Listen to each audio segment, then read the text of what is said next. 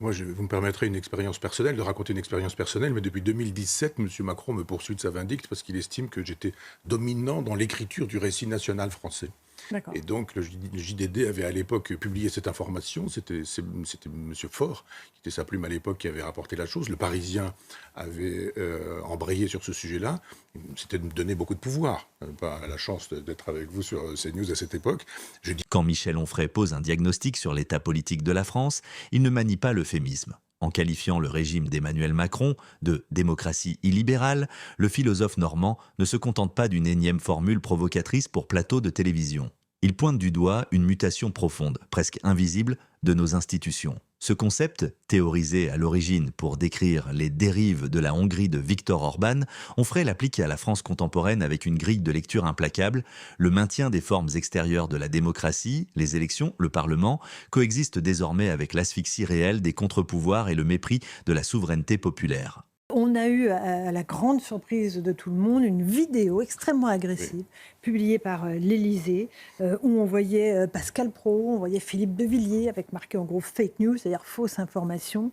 Absolument incroyable et absolument dispensable, ce type de vidéo. La ministre de la Culture, Rachida Dati, est venue sur notre plateau pour s'expliquer et éclaircir un tout petit peu la volonté de l'Élysée à travers cette vidéo qui nous prenait véritablement pour cible. Écoutons-la.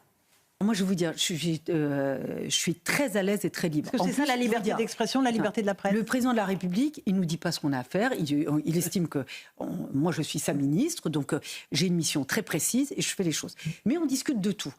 Quand vous regardez bien la vidéo, elle ne met pas en cause, elle n'attaque pas. Attention, fausse information est marquée. Mais parce que, je veux vous dire, quand vous avez un journaliste sur votre plateau, c'est d'ailleurs pourquoi, c'est pas qu'on vous cible, pourquoi on parle de vous ? Parce qu'on considère que vous êtes un média traditionnel, qui aussi, vous êtes des professionnels, vous avez une déontologie, il y a des critères. Donc, quand des choses sont fausses, on dit ça c'est faux.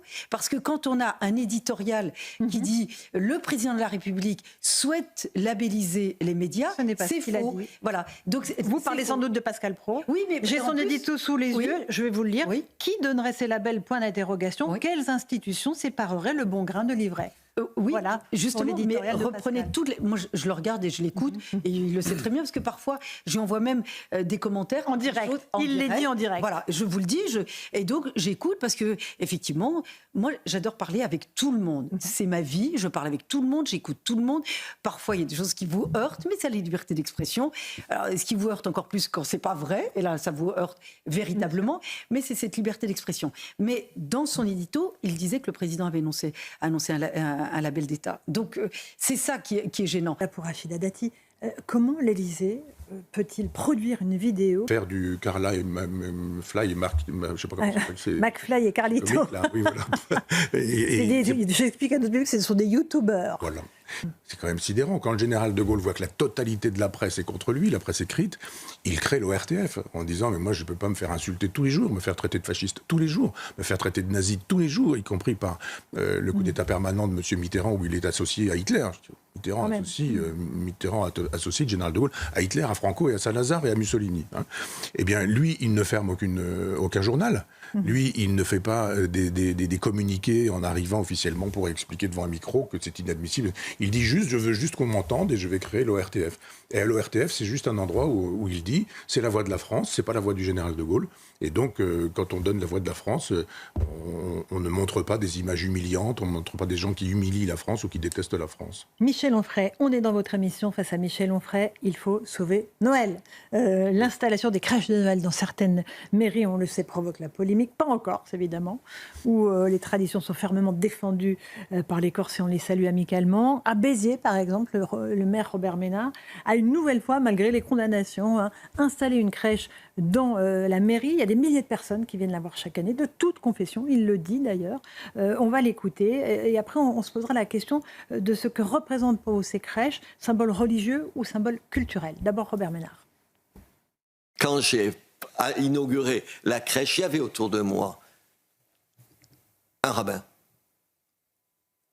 un représentant du culte musulman, les curés, les protestants, les évangélistes, tous ensemble. Et on a inauguré la crèche tous ensemble. C'était enfin une belle image. Une belle image. En face, il y avait une poignée de grèches, de pisse froid, quand les petits chanteurs de la Trinité, c'est nos chanteurs à nous, la chorale, s'est mise à entonner les chants de Noël, je suppose que vous n'avez pas besoin d'être catholique pour aimer les chants de Noël, ils ont sifflé les chants de Noël.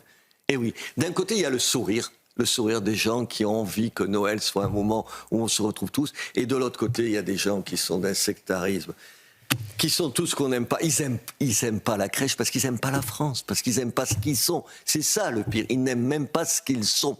Voilà, vous êtes d'accord avec ça, Michel Onfray ? Oui, bien sûr. Je voudrais faire une petite philosophie de la crèche, si on peut. Parce que finalement, on a l'impression que la crèche, c'est une histoire catholique ou chrétienne. Pas seulement. Je veux dire que quand vous regardez les traces les plus anciennes des humains, vous avez des traces de calendrier lunaire qui sont gravés sur des bois de cerf, sur des bois de rennes. Et donc, les anciens connaissaient très bien les lunes montantes, les lunes descendantes, les lunes croissantes, les lunes décroissantes, les humes en très peu de temps. C'est-à-dire que les hommes connaissaient le fonctionnement des astres, connaissaient le fonctionnement de la lumière. Toute religion est une forme culturelle prise par la lumière. Je suis la lumière et la vie, la vérité et la vie, dit Jésus dans l'évangile de Jean. Et donc, toutes les civilisations sont les civilisations de la vie, les religions, civilisations de la vie. Et donc, quand on a commencé à voir qu'il fallait se réjouir du retour de la lumière, du retour païen, là, pour le coup. Un païen, c'est Paganus, c'est les paysans. Hein. Quand on se réjouissait, eh bien, on faisait la fête. Et puis, le christianisme est arrivé tardivement. Et ces fêtes, elles existaient déjà. Ce sont des fêtes des solstices. D'ailleurs, aller à Stonehenge, aller dans les grottes, elles sont toutes orientées dans le sens de la lumière. Donc, on fête le retour de la lumière. Qu'est-ce qu'on fait quand on fête le 25 décembre ? Le grand paradoxe, une démocratie sans le peuple. Le cœur de la thèse d'Onfray repose sur un constat cynique. Sous l'ère macroniste, le vote a perdu sa fonction première, celle de trancher. Le système s'est doté d'une immunité remarquable face aux urnes. Onfray insiste régulièrement sur une mécanique devenue routinière. Peu importe les déconvenues électorales du pouvoir, qu'il s'agisse des européennes, des législatives ou des dynamiques de rejet massif. L'exécutif gouverne comme s'il avait gagné. Les coalitions de circonstances, le recours répété aux artifices constitutionnels comme le 49.3 et les acrobaties parlementaires ne sont plus des outils de crise, mais le mode de gestion normal de l'État. Pour le philosophe, feindre d'ignorer le verdict populaire ou le contourner par des ruses de procédure est la définition même de l'antidémocratie. Pour rendre son propos concret, Onfray trace un contraste historique violent avec Charles de Gaulle. En 1969, lorsque les Français répondent « non » au référendum sur la régionalisation, le général démissionne dans la nuit. Il n'y a pas de négociation, pas de traitement de la défaite. Aujourd'hui, Onfray dénonce le triomphe d'un parlementarisme de couloir où le pouvoir ne réside plus dans le suffrage, mais dans des tractations secrètes entre partis minoritaires obsédés par leur survie logistique. Eh bien, on fête le solstice d'hiver, c'est-à-dire non pas le jour le plus long de l'année, mais le moment où le jour reprend. Le lendemain, il reprend. Mais c'est un symbole religieux, la crèche. Quand même. Et Jésus, j'y arrive. Et Jésus, qui pour moi est un concept, on lui donne une date de naissance au solstice d'hiver. Pour quelle raison ? Parce qu'il est le retour de la lumière. Et qu'il est l'espérance. Pourquoi ça s'appelle l'Avent, cette période ? Parce que c'est le moment de l'espoir. C'est le moment où on met une bûche dans la cheminée pour faire de telle sorte que la flamme, elle reparte de plus belle. Voilà pourquoi on mange des bûches. Voilà pourquoi on met des sapins. Pourquoi est-ce qu'on met un sapin de Noël avec la crèche ? Parce que c'est un arbre qui garde ses feuilles, qui garde sa verdure et sa verdeur l'hiver. C'est-à-dire que tous les arbres ont perdu leurs feuilles, mais il reste des résineux qui, eux, ont gardé la verdeur, en disant qu'au milieu des moments les plus effrayants, c'est-à-dire on croit que l'humanité va disparaître dans une nuit totale, vous avez toujours l'espérance d'un conifère qui est là et qui vous montre que le ver est toujours prêt à repartir. Et que la lumière, elle va continuer, et elle va reprendre. Et puis après, vous avez le cycle. C'est-à-dire après, vous avez le christianisme. Mais moi, je suis athée, mais je fais pour mes petits-enfants une crèche et un sapin avec des boules, et puis, etc. Ils sont très heureux, ils sont très contents. Et j'ai mon petit... Elle est civilisationnelle. La machine a fabriqué le consentement. Une démocratie illibérale ne se maintient pas uniquement par la force constitutionnelle.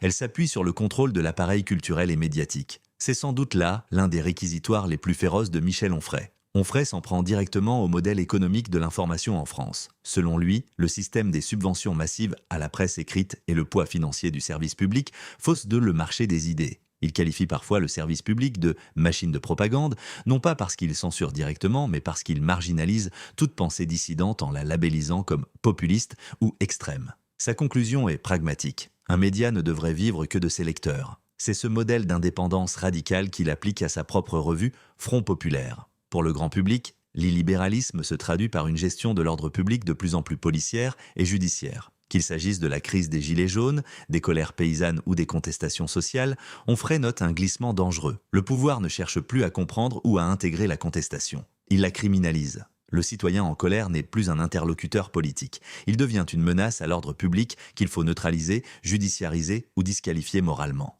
Toutes les civilisations se sont construites sur le retour de la lumière, la disparition de la lumière, l'espoir qu'est la lumière, parce que la lumière, c'est la vie. Alors après, on peut, Jésus, Marie, Joseph, etc.